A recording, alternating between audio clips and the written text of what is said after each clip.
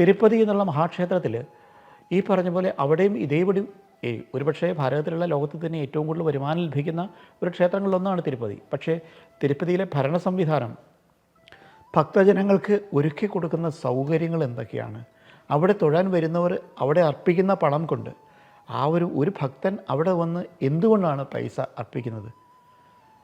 ഒരു ഭക്തൻ അവിടെ തൊഴാൻ വരുമ്പോൾ അവനെ ഈ പറഞ്ഞ അവിടുത്തെ കാവൽക്കാരായിട്ട് നിൽക്കുന്ന ആളുകൾ അവനെ ഈ പറഞ്ഞ പോലെ ഭത്സിച്ച് അങ്ങോട്ടും മാറി നിൽക്കും ഇങ്ങോട്ടും മാറി നിൽക്കുമെന്ന് തള്ളിവിട്ട് ഇവനെ പീഡിപ്പിക്കുമ്പോൾ ഇവൻ്റെ പണം കൊണ്ടാണ് അവർ ജീവിക്കുന്നത് എന്നുള്ള ചിന്ത അവൻ്റെ മനസ്സിലില്ലാതെ പെരുമാറുമ്പോഴൊക്കെ കാണുമ്പോൾ എങ്ങനെയാണ് നമ്മൾ പെരുമാറേണ്ടത്, ചിന്തിക്കേണ്ടത്?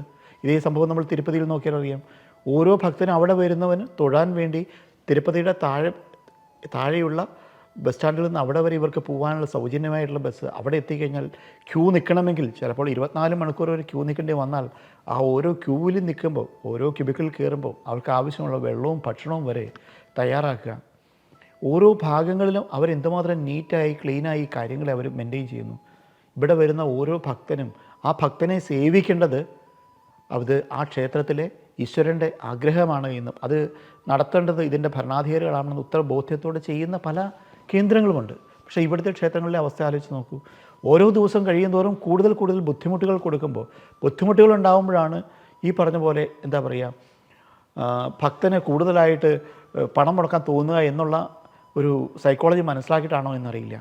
ഒരു ക്ഷേത്രത്തിൽ തൊഴാൻ കുറേയേറെ ഭക്തർ വന്നാൽ അവരെ കുറച്ച് നേരം കൂടെ കൂടുതൽ നേരം തടഞ്ഞു നിർത്തുക. കൂടുതൽ തടഞ്ഞിട്ട് കഴിഞ്ഞാൽ അവിടെ നിൽക്കുന്ന കാവൽക്കാരൻ കുറേ ചീത്ത നിങ്ങൾ എങ്ങോട്ടായി തള്ളിക്കയറണത് എന്ന് വിളിച്ച് ചീത്ത വിളിക്കുക. ക്ഷേത്രത്തിൻ്റെ ദർശനത്തിന് വേണ്ടി ശ്രീകോവിലിന് മുമ്പിൽ എത്തുമ്പോഴേ അങ്ങോട്ട് നോക്കുന്നതിന് മുമ്പ് വലിച്ചു മാറ്റി ഇറക്കി വിടുക. താങ്കൾ എന്തായി കാണിക്കണേ? എന്തെങ്കിലും തിരിച്ച് പറയാൻ പോയാൽ അവരെ വളരെ മോശമായിട്ട് ഭത്സിക്കുക. അപ്പോൾ ശരിക്കും ഈശ്വരനാണോ വലുത്, ആ മുമ്പിൽ നിൽക്കുന്ന കാവൽക്കാരനാണോ വലുതെന്ന് നമുക്ക് സംശയം തോന്നുന്ന അവസ്ഥ. ഈ കാവൽക്കാരൻ്റെ അവസ്ഥ ഇതാണെങ്കിൽ ഇവരെ ഭരിക്കുന്ന ആളുകളുടെ അവസ്ഥ എന്താണെന്ന് ആലോചിച്ച് നോക്കൂ. ശബരിമലയൊക്കെയും അല്ലെങ്കിൽ ക്ഷേത്രങ്ങളിലൊക്കെ കാണാം, ദേവസ്വം ബോർഡിൻ്റെ ഭാരവാഹികൾ വന്ന് ഒരു വലിയ വേഷം ധരിച്ച് അല്ലെങ്കിൽ വലിയ ഒരു വേഷ്ടി പുതച്ച് ശ്രീകോവിലിന് മുമ്പിൽ പ്രധാന ദിവസങ്ങളിൽ നിൽക്കണം കണ്ടാൽ ഭഗവാൻ വരെ താഴെ ഇറങ്ങി വന്ന് നമസ്കരിച്ചു പോകും.